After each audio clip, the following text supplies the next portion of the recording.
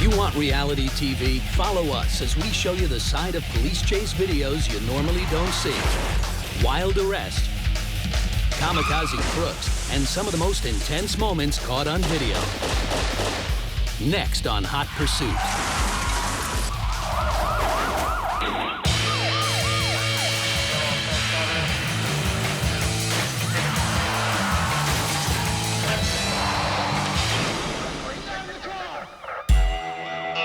The pit maneuver is a Hot Pursuit favorite, probably because it's the most photogenic. It always involves a spectacular crash. Take this Florida police chase, for example. The guy in the black car seems to think he can escape. Even when he's got squad cars and choppers galore on his tail. He uses all the tricks of the trade in an effort to shake the police. Like driving into oncoming traffic.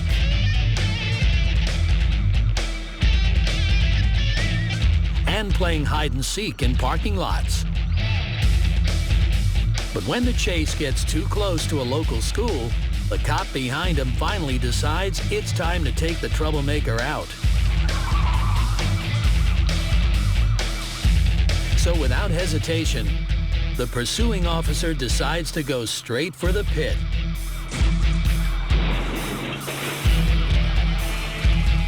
The maneuver is a success, sort of. The fugitive's vehicle is definitely disabled. Unfortunately, it's not the only one.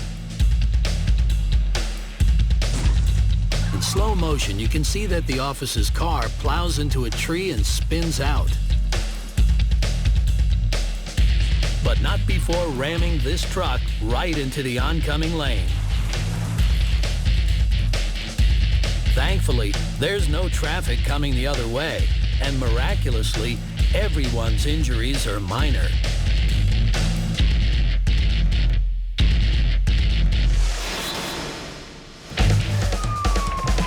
It's a rainy day in Georgia, and the cops are in pursuit of a big black 4x4. The female driver's been speeding, and the police are ready for a fight.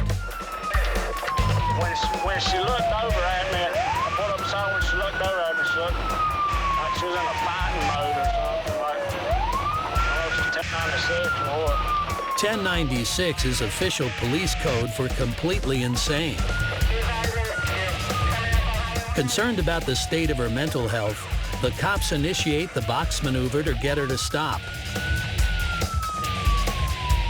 The deputy moves in for the arrest. But the officer gets a nasty surprise when the lady pulls off this classic police chase move. These officers might have suffered a minor setback, but they're not beaten yet. They soon catch up with her and try to box her in again. But it's obvious the cop in the squad car ahead has other plans, as he nudges the back of the vehicle and sends her into a spin.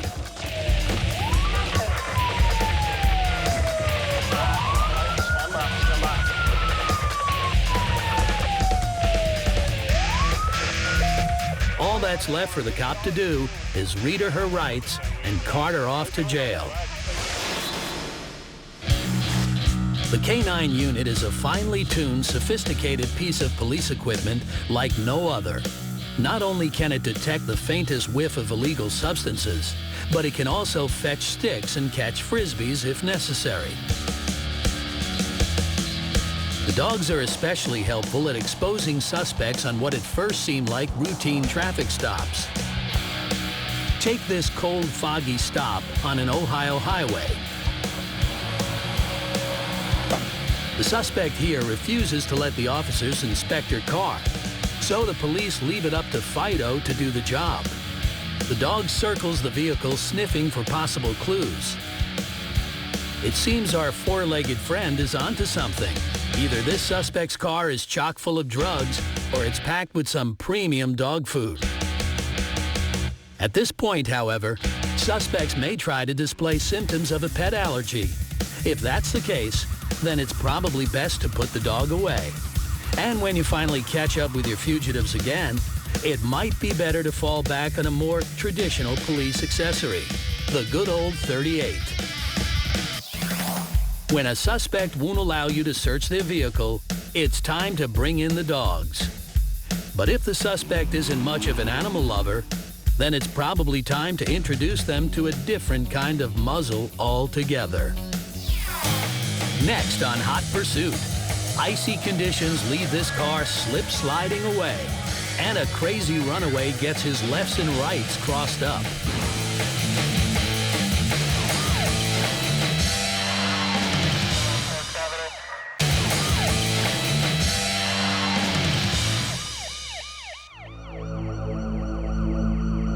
Icy road conditions can make police work extremely dangerous. The officers at the scene of this Iowa highway accident are trying to help out the driver of this camper van here. It's already fallen prey to the slippery roads and ended up stuck in the median. It looks like the worst is over. But just in case, Officer Brian Rock radios headquarters for backup. Sure enough, another squad car comes to assist. However, the third officer arrives at the scene just in time to witness this SUV skidding on the ice and barreling sideways straight into Brian's cruiser. Luckily, no one is hurt by the second accident. But even Officer Brian's call for backup couldn't prevent this slip-up. Why is it that whenever you want to hail a cab, there's never one around? Maybe it's because car thieves like this guy have a thing for stealing taxis. You may think you've experienced a terrifying cab ride, but you haven't seen nothing yet. Seen from the vantage point of a hovering chopper, the carjacker driving this big yellow taxi speeds through the California rush hour traffic as if his life depends on it. Who knows? Maybe it does. Just like a real taxi driver, the thief seems to know all the back roads. And when they're busy too, he's not afraid to drive into oncoming traffic. Anything to shake the cops. But a real cabbie wouldn't end up getting rammed by a police cruiser and arrested like this guy. After 180 miles of lunacy, the chase is finally over. We just hope the crook didn't leave the meter running, or he could be looking at an extremely large fare to go along with his extremely long sentence. A lot of seasoned cops might have seen it all before. So when something like this happens out of the blue,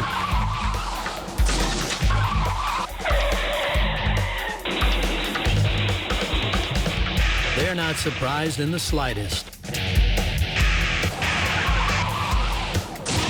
Seen in slow motion, the suspect's vehicle clearly does a spectacular nose-first somersault.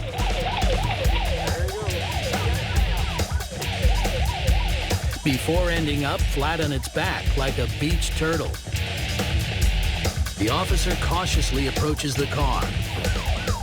But it's safe to say this guy's not going anywhere anytime soon.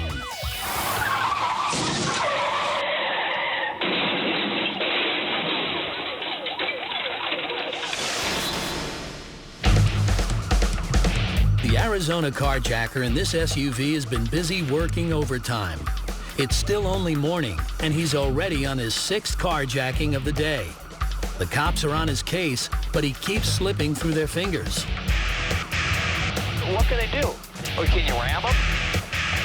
You know, what do you do? He's got a weapon. That's a bad situation when he's got a weapon.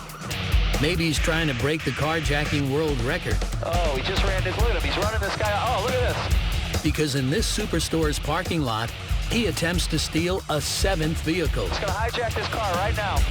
Apparently, however, 7 is the pursuing officer's lucky number. Okay, he has nowhere to go. Here he goes. Because when the man is cornered just outside a toy store... Okay, he's got his hands up. He's got his hands up. He realizes the fun is over. There, he's laying down. He's listening to the police officers. And this crook's real-life game of Grand Theft Auto is finally brought to an end. Except for a couple of squad cars on his tail, the suspected hit-and-run driver of this car here has got the whole California freeway to himself. At this point, the most logical escape route would be to continue down the empty road in this direction. Instead, he makes a rather illogical decision to turn left and drive straight into the divider in the middle of the road. He just hit the center divider. He just hit the center divider, and the car is on fire. An unusual escape technique like this might possibly make the cops angry. The car is on fire. You can see he hit the center divider, and the car burst out into flames. And it shows when half the police in the San Fernando Valley are pointing guns at him. He is ordered to lay down on the pavement. He's a felony suspect. He is at gunpoint. They're not taking any chances. With nowhere to go, the suspect decides it's a good idea to get out of the smoking wreck before it explodes.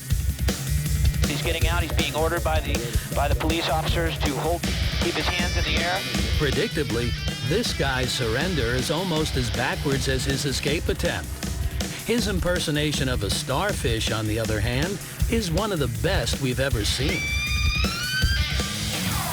Next on Hot Pursuit, a young kid takes a school bus for a ride in the Nevada desert. And one guy takes a shot at the cops.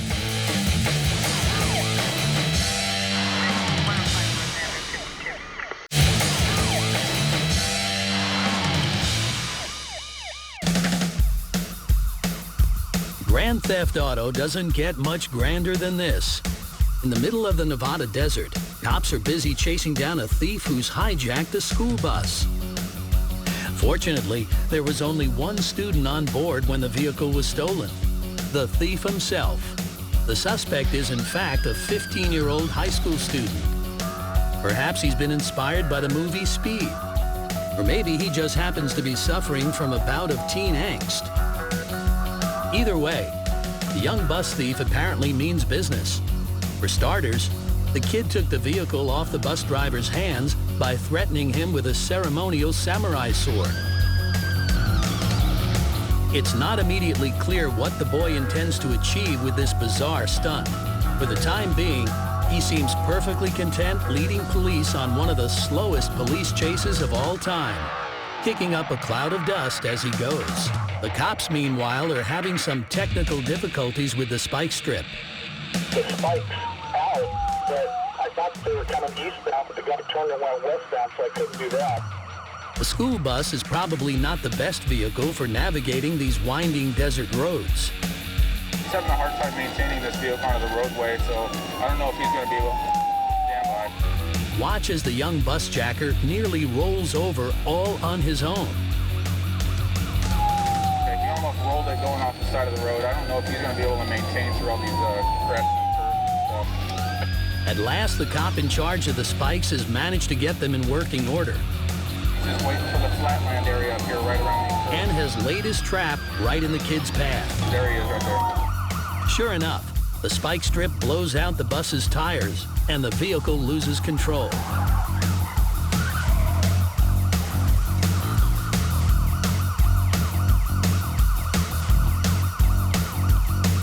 Officers dive into the resulting sandstorm to see what's become of the fugitive.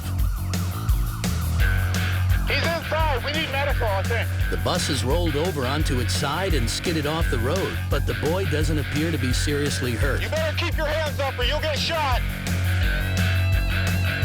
But it's only after the dust settles that the true extent of this troubled teenager's problems becomes clear.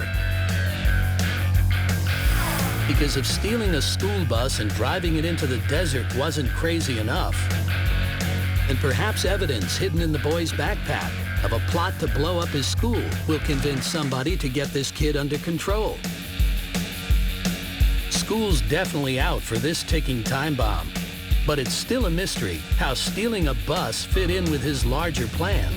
Luckily, this boy missed his stop, and cops were able to prevent an explosive situation. Over the last few weeks, police in South Dakota have been regularly patrolling this storage facility after receiving several reports of mysterious break-ins. So far, they haven't had any leads. But tonight, the cops run into a sinister-looking character messing around with some of the padlocks. The man approaches the cops voluntarily with a beaming smile on his face. Apart from taking his fashion cues from various TV Movie of the Week serial killers, he appears relatively friendly. The door to his storage container has frozen shut, so the attending officers give him a hand. Would it help if you opened it and we kicked some snow out of the way? All right. But there's something not quite right about this guy. Do you have an ID on you, sir?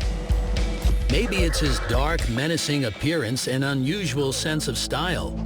Or maybe it's the suspicious shotgun-shaped object that one of the cops spots in the man's truck. Okay. Either way, one of the officers asks the man if he's armed. We just want to be sure, sir, that you know, like you want yourself to be safe, so you do want us to come see somebody. Oh, no. For some reason, this particular line of questioning seems to make the man uncomfortable. Real simple. And completely out of the blue, he makes a break for it. But just off camera, the police pin him to the ground. You're freezing my face! Let me up! Just relax. Moments later, the police lose their grip on the suspect, who decides it's a good idea to go pull out a gun and fire off a couple of rounds.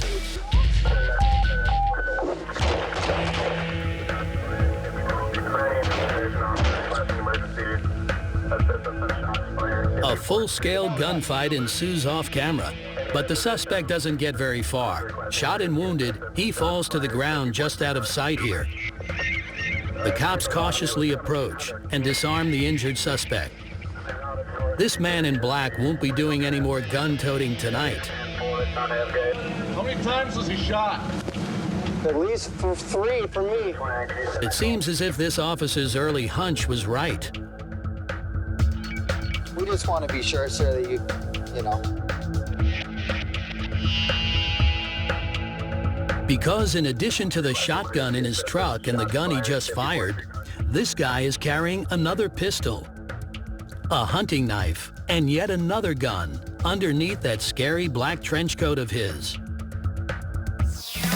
When officers try to help this guy open up his storage compartment, he returns the favor by trying to shoot his way out of the situation. But when he's caught, the cops discover that the man has a complete arsenal. Next on Hot Pursuit, one man presses his luck in Vegas, and these guys go up in smoke.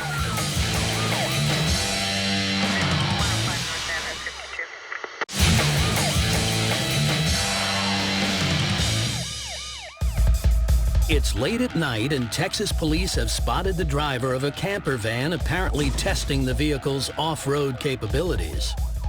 The officer attempts to follow the vehicle into an empty parking lot, but soon finds himself trapped in a labyrinth of curbs. When he eventually finds the exit, the officer rejoins his colleagues in the pursuit.